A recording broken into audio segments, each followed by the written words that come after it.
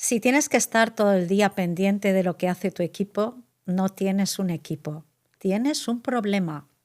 Porque gestionar personas no es controlar, no es supervisar cada uno de sus pasos, ni vivir tampoco corrigiendo lo que otros hacen. Y sin embargo, esto es exactamente lo que está pasando hoy en muchas empresas. Equipos bloqueados y desmotivados, líderes saturados, avances lentos y esa sensación constante de que si tú no estás, nada funciona. Pero el problema no es el equipo, el problema es una forma de gestionar antigua, ineficaz y profundamente equivocada. Un equipo no se controla, se construye. Soy Lidia Sanahúja, hablemos desde dentro.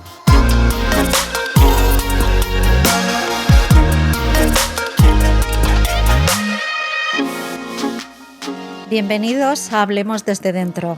Hoy estamos aquí para hablar de un tema un tanto incómodo, pero necesario. Gestionar equipos no es controlarlos. Y para ello cuento hoy aquí conmigo con Celia Pallarés, directora de Recursos Humanos de 480, con una dilatada experiencia en gestión de equipos y en transformación empresarial. Bienvenida, Celia. Gracias por estar aquí. No, gracias a ti por contar conmigo y bueno, la verdad que con muchas ganas de compartir esta conversación. Mira, se habla mucho de retener talento, esto me lo repito día a día, pero luego vemos desmotivación, alta rotación en los equipos, poca conexión. ¿No estaremos gestionando personas bastante peor de lo que queremos? Pues mira, yo creo que hay una brecha entre el discurso que las empresas en general tenemos y la realidad que de verdad se vive. Y muchas veces es mucho más cómodo intentar mirar hacia otro lado y no afrontar la realidad y los datos que hablan por sí solos que tomar acción y de verdad involucrarse. Entonces, yo soy de las que piensa que es muy necesario hacer mediciones, pues por ejemplo con estudios de clima, durante el año. Nosotros, por ejemplo, en 480 lo hacemos una vez al año. Sí que es cierto que podríamos a lo mejor tomar medida y tomar el pulso más veces durante el año, pero el poder hacer una encuesta de clima de manera anónima, profesionalizada, donde el trabajador se sienta totalmente cómodo para poder hablar sin ningún tipo de tapujos, sin ninguna presión ni miedo a ningún tipo de represalia, yo creo que es súper importante. Y es que al final los datos te obligan a ser honesto, te obligan a mirarte al espejo y a de verdad pues tomar acción y sobre todo, para mí uno de los mayores beneficios de las encuestas de clima es que esa segmentación de datos te permite aplicar planes de acción de manera localizada. Es decir, al final no todos los equipos tienen las mismas problemáticas o necesitan mejorar y trabajar las mismas cosas. Entonces, si hacemos una medición general, pues algo seguro que avanzaremos y algo mejoraremos, pero cuando puedes hacer esos planes de acción de manera, ya te digo, quirúrgica, estratégica, con equipos concretos, ahí es donde de verdad yo creo que se da un salto de calidad. Y esa honestidad que te da el dato, pues te obliga a hablar desde la objetividad y no desde la percepción. Así que yo creo que cuando cruzamos esos datos objetivos con esa información subjetiva, cualitativa que todos tenemos de la empresa, pues empiezas a entender muchas cosas y empiezas, como yo te decía, pues a involucrarte y a de verdad ser... yo creo que coherente con el discurso que tenemos de las personas en el centro, que es un discurso que muchas empresas tenemos, pues cuando de verdad tomamos acción y de verdad te escuchamos de manera objetiva qué piensan esas personas, es cuando podemos actuar. ¿Qué está fallando en los equipos hoy? ¿Qué está fallando? No desde el marco teórico, sino del día a día que vives tú. ¿Qué está fallando? Yo creo que, obviamente en cada caso pues estarán fallando unas cosas, pero de manera general yo lo que me encuentro es que los equipos suelen tener expectativas poco claras. Es decir, las personas, cuando no tenemos claro qué se espera de nosotros, pues vamos pues sin rumbo, sin dirección, y eso suele ser un problema. Y al final aquí esto, pues gran parte depende del liderazgo de ese equipo, que es seguro que luego durante la conversación hablaremos más de esto, pero para mí esa falta de expectativas claras de qué espera la empresa sobre ti, sobre tu trabajo, qué vamos a entender por un buen resultado, por uno malo, a qué nivel debemos de tener autonomía, no tenerla, o sea, establecer muy bien cuáles son esas normas del juego, ese marco de actuación que cada uno de nosotros tenemos y cuál es nuestro papel dentro de la empresa y dentro del equipo. Para mí eso es fundamental y es algo que no siempre aparece en los equipos. Algo que yo creo que también suele fallar de manera sistemática en muchas ocasiones es la ausencia de feedback cuando hace falta. ¿A qué me refiero? La mayoría de organizaciones tenemos evaluaciones del desempeño, en fin, pues un montón de procesos súper elaborados en momentos puntuales del año. Pero al final, ese feedback diario, el saber dar feedback por parte de esos líderes en el momento que hace falta, es súper importante y muchas veces por evitar el conflicto, por no saber cómo hacerlo, por no saber cómo enfrentar esas conversaciones que quizás son un poco más complejas, pues se deja pasar y es como, bueno, ya lo hablaremos en la evaluación. Y a lo mejor en ese momento es tarde y hemos perdido 5, 6, 7 meses que podríamos haber solucionado una situación compleja. Y para mí algo que también suele fallar en los equipos son la barbaridad de reuniones que generalmente tenemos en las empresas, pero de reuniones sin dueño y de las que se sale sin tener un plan claro de quién tiene que hacer cada cosa, para qué fecha. Todo esto lo que genera es confusión, genera fricciones y eso suele ser también un motivo de tensión común en muchos equipos. Y insisto, estos tres motivos pues seguramente sean, en algunos casos apliquen y en otros no, pero sí que es verdad que yo los encuentro como un denominador más de lo que me gustaría. Por lo tanto, para ti, falta de claridad, feedback irregular y podríamos decir reunionitis, ¿lo ves así? Sí. entre otras cosas, yo creo que esto sería unos de los factores comunes que me encuentro.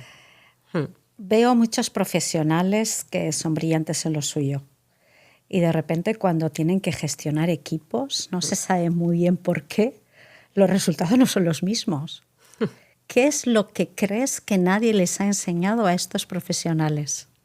Bueno, yo creo que aquí has abierto un melón, Lidia, que es uno de los desafíos más infravalorados a los que nos enfrentamos los equipos de recursos humanos y que yo creo que no le estamos dando la importancia, el cariño y la atención que se merece. Muchas veces lo que hacemos es, oye, tenemos a un buen profesional que en su campo, técnicamente a lo que se dedique es maravilloso, y consideramos que puede ser un buen líder porque además es una persona, que el equipo la tiene bien considerada, nos puede encajar, lo promocionamos, pero al final a ese líder no le estamos dando a lo mejor todas las herramientas que necesita y evolucionar de ser un buen técnico en tu campo, me da igual el que sea, a ser un líder, no es una evolución lineal de tu puesto, es un cambio de paradigma absoluto, o sea, en el momento que tú pasas a ser líder de un equipo, no se te va a medir por lo que tú haces técnicamente, se te va a medir por lo que consigues que tu equipo haga técnicamente. Y para eso se necesitan unas habilidades y unas competencias totalmente diferentes a las que necesita un buen técnico. Y ahí yo creo que el fallo en muchas ocasiones es de las empresas de promocionar a lo mejor a la gente equivocada. No un buen técnico necesariamente quiere o tiene que ser un líder, ¿vale? Y muchas veces las empresas solo damos ese camino porque a lo mejor si quieres promocionar o avanzar económicamente hablando, pues ya solo te queda ese paso. Y yo creo que eso es un fallo enorme que, insisto, en general muchas empresas cometemos o hemos cometido. Y sobre todo que no le estamos haciendo un favor ni a la persona que estamos promocionando sin darle todas las herramientas adecuadas y sin habilitarlo competencialmente para el nuevo desafío al que se va a enfrentar y sobre todo no le estamos haciendo un favor al equipo.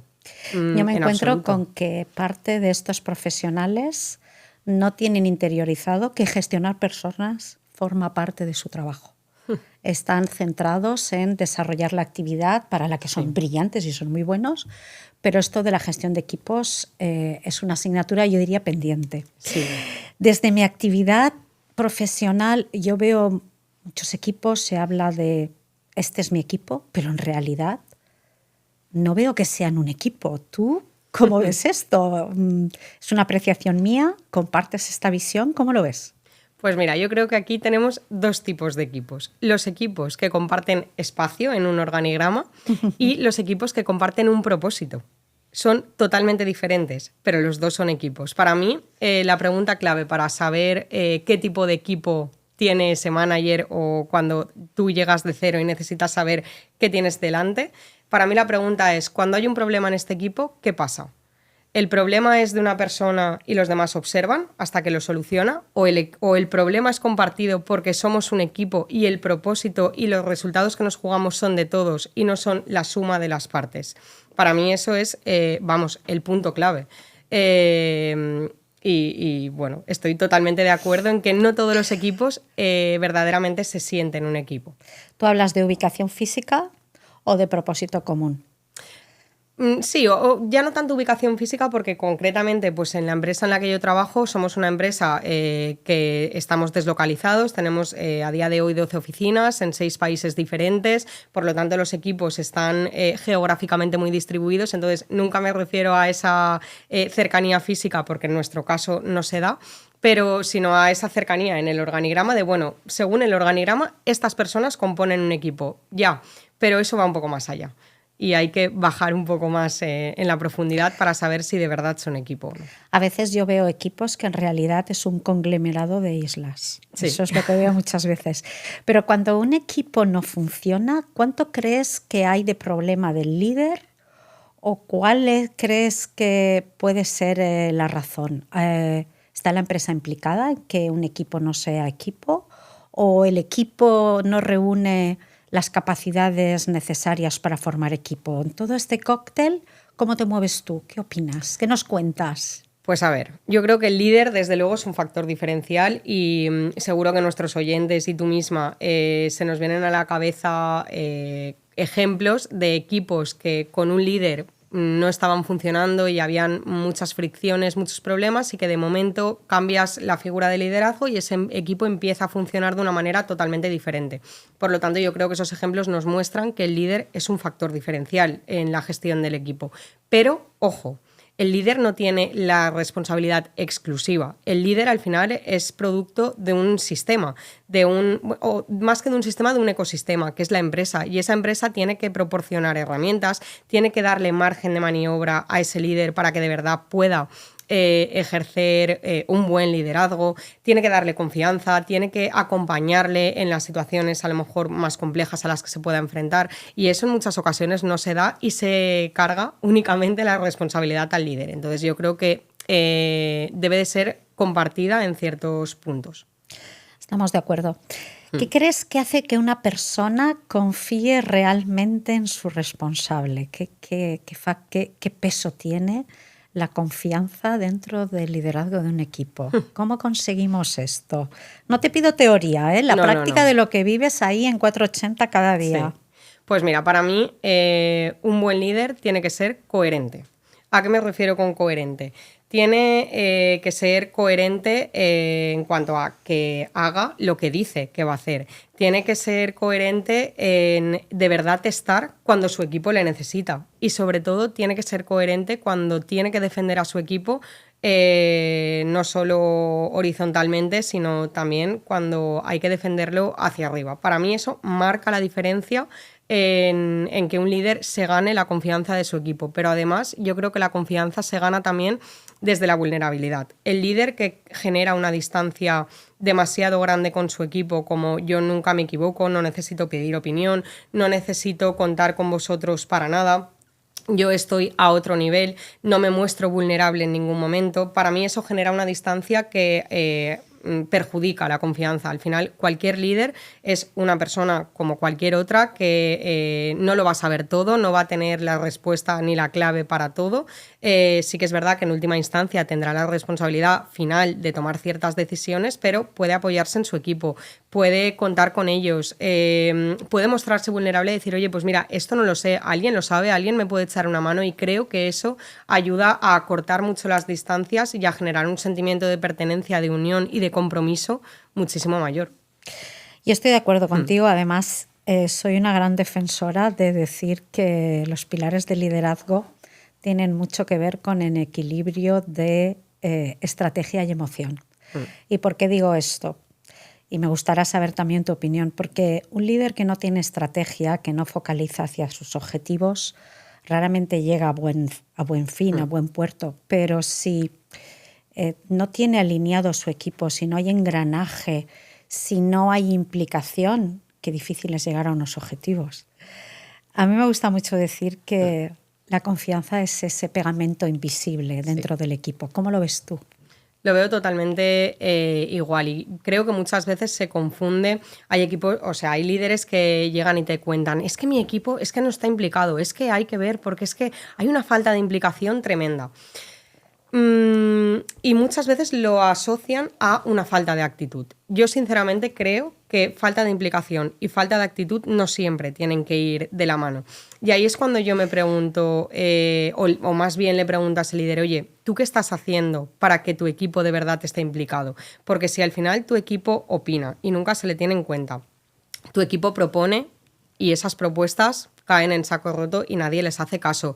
No se les reconoce las cosas cuando las hacen bien. Por otro lado, se les castiga demasiado. Pues ¿cómo pretendes que una persona esté implicada si cada vez que ha intentado implicarse o intentar aportar un poco más, no ha servido para nada? A lo mejor no es una falta de actitud, a lo mejor es un problema de que desde el punto de vista del liderazgo no lo estamos enfocando del todo bien y habría que probar otras estrategias antes de decir si verdaderamente hay una falta de actitud o no. Es muy fácil decir no hay implicación, sí. Pero muchísimas veces cuando revisas, Celia, te has dado cuenta que el líder ha distribuido tareas, pero no ha distribuido ni roles ni responsabilidades. Y está generando confusionismo, está generando duplicidad de trabajos, está generando conflictos innecesarios porque simplemente despacha tareas. Sí. Yo eso lo veo bastante. Has hablado un poquito de implicación, era mi próxima pregunta y... ¿Tú crees hasta qué punto tú dirías que un cliente, que un equipo no quiere? ¿Un equipo cuándo no quiere? ¿Cuándo no responde a esa implicación de la que estamos hablando? ¿Qué es lo que le falta?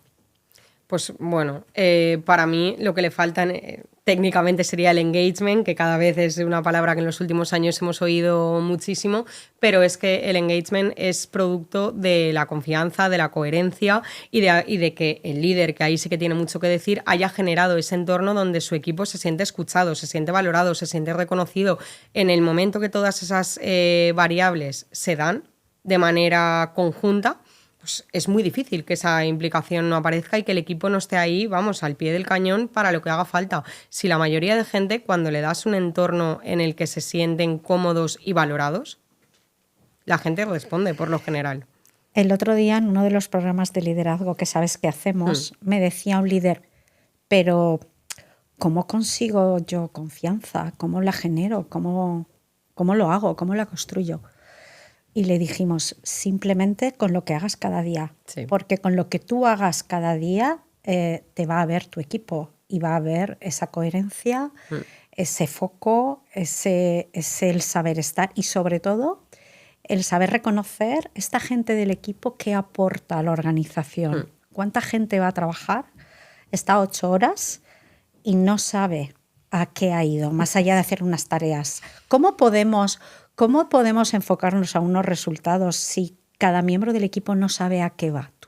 ¿Cómo te resuena todo esto? Pues a ver, yo creo que al final aquí lo que hay son problemas de comunicación, pero no son problemas de comunicación en el sentido de que la gente no sepa cómo comunicarse o se comunique mal, con malas palabras. No, son problemas de comunicación de pues la gente no tiene claro qué objetivos se persiguen, las personas del equipo no tienen un contexto, por lo tanto no entienden ni por qué ni para qué están haciendo ciertas cosas, no saben dónde están los límites de su autonomía, hasta dónde podrían llegar o no llegar, y no se explica el porqué de ciertas decisiones, que es a mí me parece súper necesario porque el equipo al final es espectador de todo lo que está pasando. Necesita entender. Y necesita claridad. Claro, y muchas veces habrán decisiones que a lo mejor el líder o el equipo no compartan, pero cuando se entiende el contexto dices, bueno, pues a lo mejor yo hubiera actuado de otra manera, pero por lo menos ya entiendo el por qué se ha actuado, porque es que si no, eso te genera una distancia al final con la organización Tremenda. Que no beneficia a nadie absolutamente. Y estos problemas un poco de comunicación en el término de lo que te hablo se multiplican cuando los equipos están deslocalizados, que es algo que cada vez nos encontramos más desde la pandemia, que llegó el teletrabajo, en nuestro caso porque somos una empresa con diferentes, o sea, con sede en diferentes países y equipos compuestos por personas de diferentes países, y aún se agrava más. Pero, está la cultura ahí, juega un papel importante. O sea, equipos deslocalizados, me refiero ya hasta el punto de los que están en teletrabajo, los que están presenciales, es que esto está a la orden del día en las organizaciones. Entonces, para mí eso es fundamental. A veces los líderes piensan que si tienen que explicar cosas es porque tienen que justificarse. Y yo les digo, no tenemos que justificarnos, pero sí tenemos que explicar, sí tenemos que hacer entender a los demás por qué ocurren las cosas y qué viene después. Aquí tenemos trabajo para hacer, Celia, ¿eh? Sí. Te lo digo ya. Vamos a algo un poquito incómodo. ¿Crees que muchas empresas evitan algunas conversaciones difíciles, que siempre las hay, con el equipo, y que esto genera que los equipos funcionen, pero no muy bien, quizás mal? ¿Qué me dirías? Pues para mí esto es un temazo, Lidia. Ya tengo 2 melones hoy. Sí. Para mí el silencio organizativo es una de las mayores causas de disfunción que pueden aparecer en una empresa. Esas situaciones en las que todo el mundo sabe lo que está pasando, todo el mundo sabe lo que está fallando, pero nadie habla y todos vivimos como en una ficción compartida, que todos pues hacemos como que no pasa nada, pero que todos lo tenemos claro. Esto al final es causa de fricción, es causa de desencuentros, es causa de distancia con la organización, de impunidad, de que se generen comportamientos espejo de, bueno, pues si esta persona está haciendo esto y no pasa nada, pues bueno, pues ¿para qué me voy a implicar yo? ¿Para qué me voy a esforzar si al final aquí nunca pasa nada? Entonces, el no hablar es uno de los mayores problemas que tenemos. El problema es que a la mayoría de líderes que al final no tienen formación ni tienen por qué tenerla porque su campo de conocimiento es otro, no se les forma en cómo afrontar esas conversaciones difíciles, pero es tan necesario para que no se generen esos silencios organizativos, es fundamental. Y pasa constantemente. Tú lo has dicho, vosotros en 480 tenéis perfiles distintos, imagino que a veces generaciones distintas, por lo tanto expectativas que no tienen nada que ver. ¿Estamos preparados para gestionar esto o vamos un poquito por detrás de esta realidad en la que vivimos? Pues mira, Lidia, estamos viviendo unos años de cambio constante. Todos sabemos que el contexto empresarial ha cambiado a todos los niveles, a niveles de modelos de negocio, a nivel de mercado, a nivel geopolítico, la inestabilidad en general con la que vivimos, los cambios tan acelerados que vivimos en todo. Pero cuando hablamos de gestión de personas, seguimos gestionando las personas como se hacía en los años 90. Es que no ha cambiado y estamos en el 2026. Me alegra ver que alguien piensa como yo.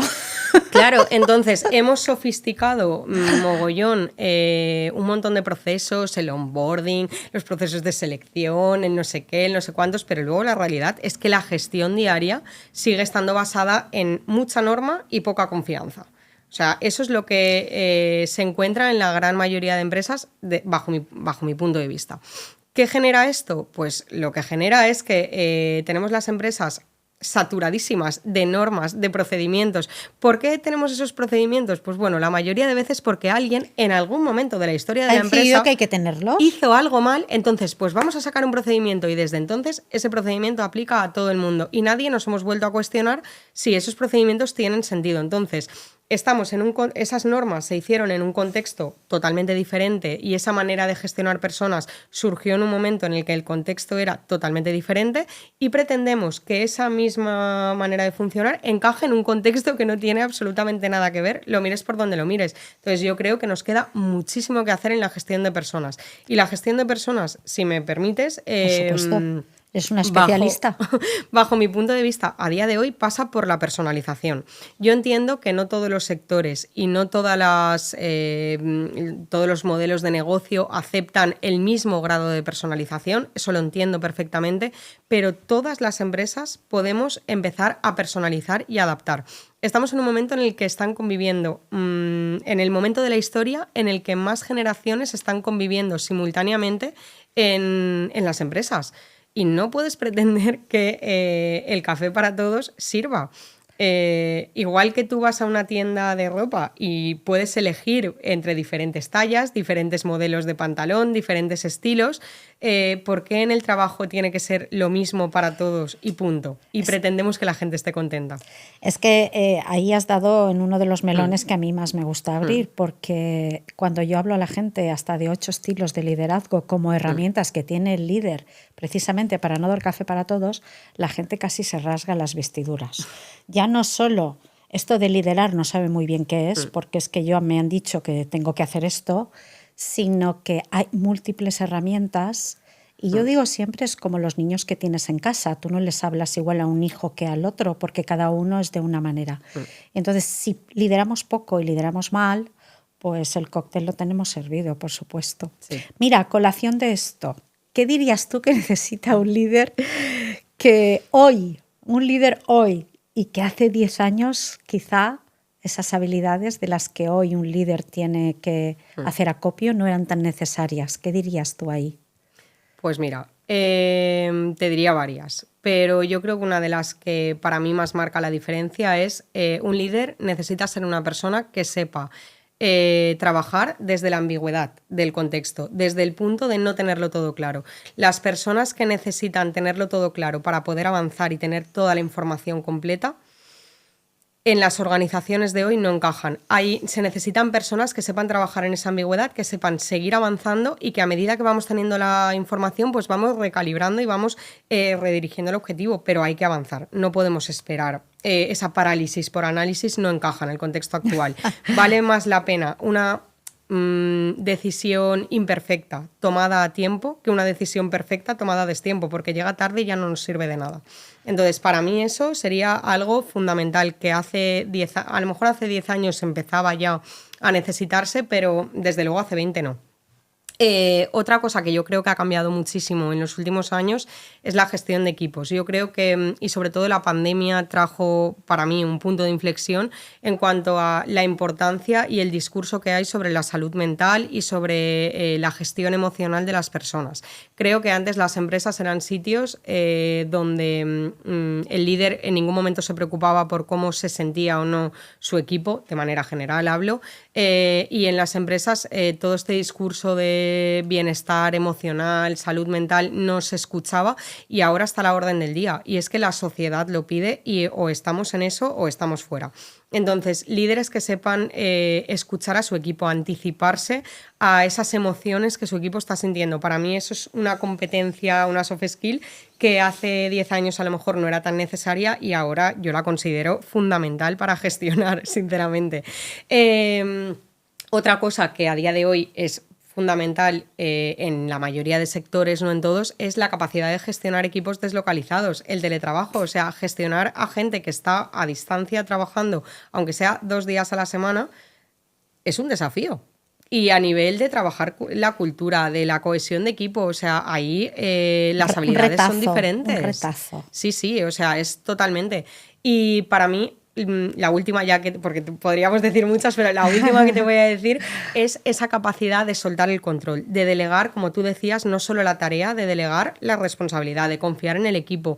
Yo creo que antes los líderes se esperaba que fueran personas que lo tuvieran todo bajo control y que fueran como el oráculo del equipo, y que ahora el equipo es más esa suma de las partes y que ese líder es pues como un entrenador en un equipo de fútbol, no es el mejor jugador, es la persona que sabe sacar lo mejor de los demás para conseguir unos buenos resultados conjuntos, los mejores posible. Y ese cambio de soltar el control creo que todavía es algo que nos está costando y que es una competencia fundamental. Lo veo muchísimo. Cuesta muchísimo delegar y cuesta muchísimo delegar porque voy a perder el control, porque no lo va a hacer como yo, sí. Porque no sé si mi equipo es capaz de hacer esto como toca, pero es que si tu equipo no es capaz de hacer esto como toca es porque tú no le has formado, tú no le has entrenado, y tú eres un líder y eres un entrenador. Sí. Entonces, ¿hay malos jugadores o malos entrenadores? ¿Tú qué crees? Pues mira, yo creo que por un lado tienes que hacer una buena selección de lo que necesitas, y lo que necesitas siempre va más allá de esas competencias técnicas para el campo de conocimiento que sea ese equipo.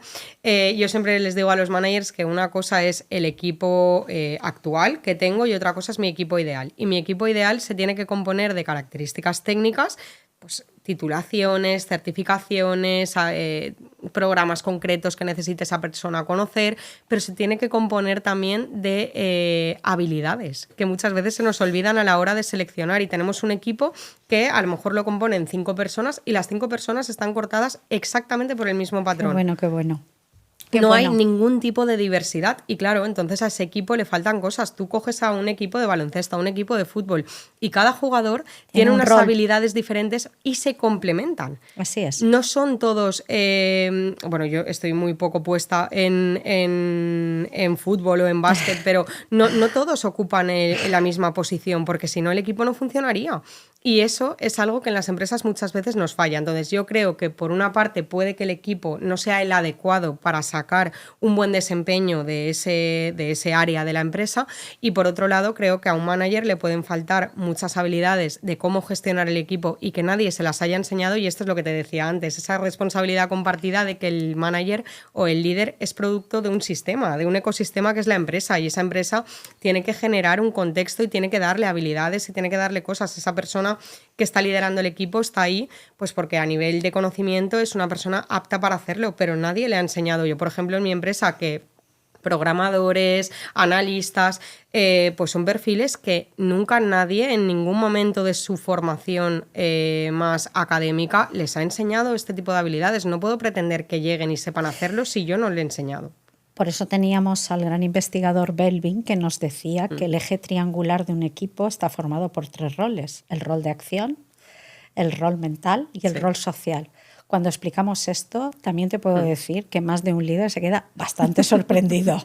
Y luego, cuando aterrizan estos roles a su equipo, los ven totalmente identificados. Sí. Y como tú muy bien decías, vemos un equipo de fútbol y si todos marcaran penalti o todos fueran defensas, no tendríamos equipo y no podríamos ganar ningún partido. Bien, ya casi llegamos al final. Una pregunta para mí muy directa y me gustaría que fueras lo más sincera posible. ¿Se están formando bien los mandos intermedios o seguimos soltándolos al ruedo sin herramientas? Vamos, hay sinceridad, ¿eh? De verdad. Te apañarás, vale. Ese ya te apañarás. En la mayoría de casos no los estamos formando como deberíamos. Al final el mando intermedio es la bisagra de la organización. O sea, son los que despliegan la estrategia que el comité de dirección o la dirección de la empresa haya establecido y quien aguanta también la presión del equipo, del día a día, de los problemas que suceden en el terreno de juego, ¿vale? Entonces, para mí es esa bisagra que acaba siendo la persona que más presión recibe de la organización y quizá menos apoyo. Sí que es verdad que creo que cada vez se le da más importancia a la figura del mando intermedio por la importancia de verdad que tienen las empresas, pero no se le acaba de dar toda la formación necesaria. Sí que se le da una formación, yo creo que cada vez mayor, pero no todo lo práctica que debería de ser. O sea, al final llegan esos momentos de lo que hablábamos antes, de esas conversaciones difíciles, de cómo dar feedback en el momento adecuado o de cómo dar reconocimiento. Es que ya no te hablo solo de conversaciones difíciles, es que simplemente el hecho de ese feedback positivo también les cuesta a muchos managers. En fin, un montón de habilidades de las que hemos estado hablando hoy, creo que a la hora de la práctica no se les enseña a lo mejor la teoría, pero luego se ven en esas situaciones y se bloquean porque no han tenido ocasión de practicarlo, y creo que ahí tenemos todavía mucho que avanzar en las herramientas y en las competencias en las que les estamos formando y de qué manera. Pues nada, te toca de manera directa, sí. Celia. Sí, muchísimas gracias. Nos vemos en el próximo episodio de Hablemos desde Dentro. Hoy hemos hablado con Celia Pallarés y hemos hablado de gestión de equipos y hemos hablado de gestión de personas, porque tenemos pendientes esas conversaciones difíciles, tenemos pendientes cómo formar y cómo instruir a esos líderes que ayer no lo eran, y desde luego todo un reto delante de nosotros. Si estás dirigiendo un equipo y algo no va bien, empieza desde hoy a hacer algo diferente. Y si te gustan estos temas de liderazgo, de negociación, de gestión de equipos, sigue este canal. Aquí hablaremos mucho de todos estos temas.